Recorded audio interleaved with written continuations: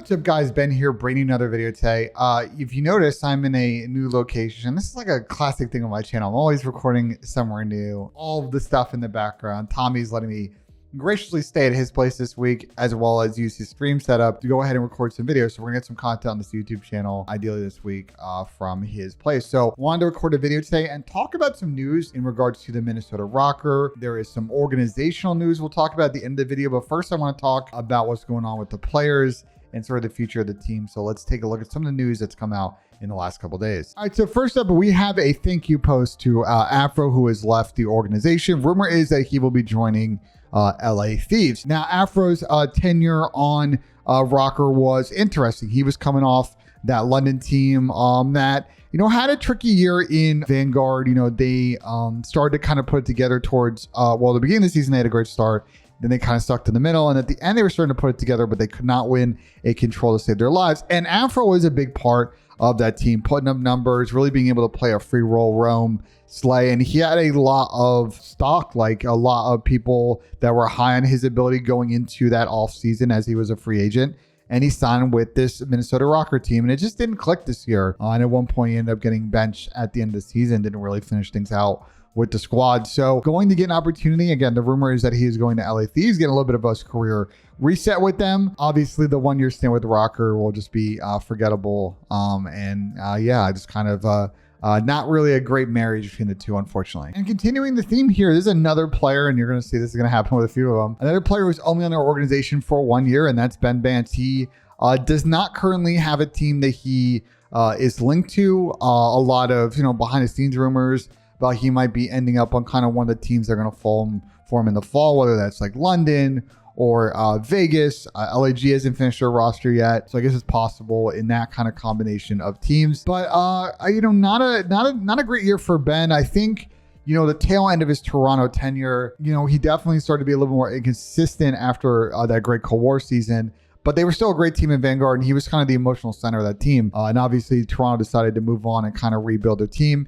And Ben and Cam, and we'll get to Cam in a minute, came over from Toronto. And Ben had some high moments this year and had some low moments. I thought he played great at an event like Boston, but then, they'd pull up to other majors and he wouldn't play as good. And I think that inconsistency really hurt the team this year. Again, it seems like Rokkr is going in a completely fresh start, fresh wipe situation. So Ben's just kind of a casualty of that. I think his stock is still pretty good in the CDL. As far as a leader, as far as like creating team culture. Rokkr didn't have great team culture this year. As far as I know, it's not really Ben's fault. There's other stuff going on behind the scenes, but just like with Marcus, just like with Afro, a 1 year marriage with Rokkr that didn't work out, and they are parting ways with him. All right, next up we have Cammy.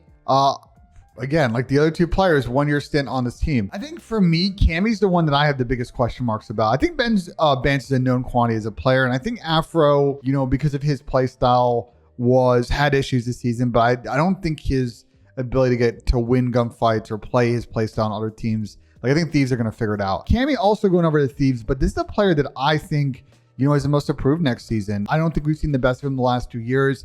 He hasn't been anywhere close to that sort of like top 5, top 10 player that he was in Cold War. It's hard to sustain that, but he's been kind of average to below average at times. And I felt like at times this year, he almost seemed to be second guessing himself, not really committing to plays, playing corners, playing too slow. I want to see the Cammy that we saw in Cold War that was confident, that was running the show. He's going to need to do that on Thieves.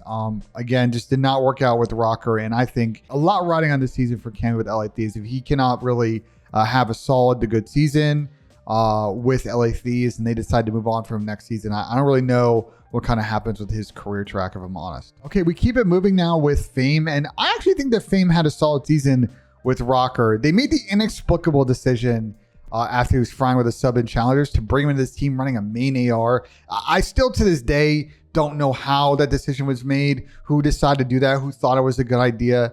I could say a lot more, but regardless, then they put him on a sub and he was frying. So I think Fame stock's in a good spot. Unfortunately, hasn't been linked to a team just yet, which is hilarious, but I don't run teams. I don't pick teams for any of these franchises, so it is what it is. But I feel like Fame had a pretty good showing last season and definitely should be getting on a CDL squad. And I think there's a product to me of Rokkr doing a really good job, as they have historically, of building pretty solid academy teams. And It sucks that they're not really able to get the fruits of that labor as they are moving on from the investment they made in him. And last, of course, we have Dylan attached, and he was on Rokkr for most of the CDL, joining them after that first year in New York. And listen, he's one of the players that was able to bring them a championship in Cold War. They played and had probably one of the best event wins of all time that season. I think the issues with Dylan have just been weird. I think that some of the team comps that Rokkr have put around Dylan have just kind of made no sense. On top of the fact that I think he's been slowly transitioning to the main era, which is a role that he's in right now. It's kind of made these seasons kind of almost sort of lost moments in his career. Now, the thing for me with Dylan, though, is I think from a leadership standpoint, he's improved, and I think he's learned a lot from his friends like Lamar, aka Accuracy, for example. So excited to see where and what Dylan does next and where he goes next as far as a team. The current rumor around Attach is potentially he is going to team on LAG potentially with Clayster, which would be interesting. Him running it back with a player that he has won a champs ring with, as well as some other titles, would be very fun and interesting. So, I think Dylan definitely is going to be one of those remembered players in the history of Rokkr franchise. It just sucks that they were really only able to get that one event win. And honestly, a lot of his tenure and a lot of the Rokkr tenure over the last couple of years has not really been filled with victories. They've had a lot of down weekends, unfortunately. So yeah, that's where Rokkr is netting at. You see the Fresh Prince of Bel-Air meme here.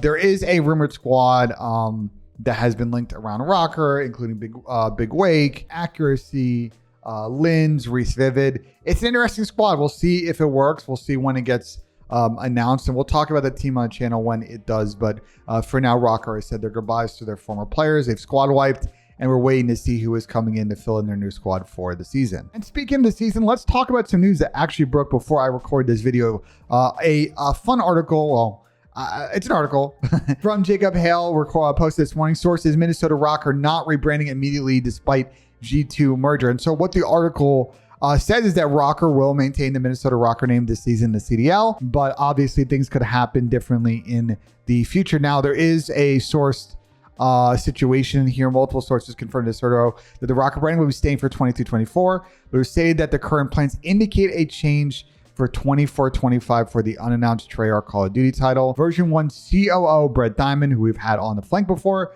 confirmed to Serto that nothing is changing for the upcoming season, but then declined to confirm or deny the possibility of a change next year. There's obviously the rumors that G2 and Rokkr are merging, and I would guess if it happens, maybe it's happening in Q4, and that's why they're not rebranding this year. They don't got time to really do that. Now, when we talk about beyond next season and sort of where this article goes into what happens with city-based franchising, I mean, it may be a better case of what happens with franchising in general with the CDL, because if Rokkr and G2 are merging, and let's say the CDL goes back to CWL, well, I think you're going to see like what happens with Optic. Are they just going to go back to Optic Gaming like phase? And the same thing for Rokkr, where they just become G2 and there's not really sort of like a quasi other brand. So interesting to see what happens with this G2 Rokkr merger. This has been kind of slow burning rumor now for like 6 months behind the scene, ever since Brett Diamond actually went out and said that they're looking to merge kind of M&A with another endemic esports organization to continue their growth. Rokkr V1 have expanded to other games.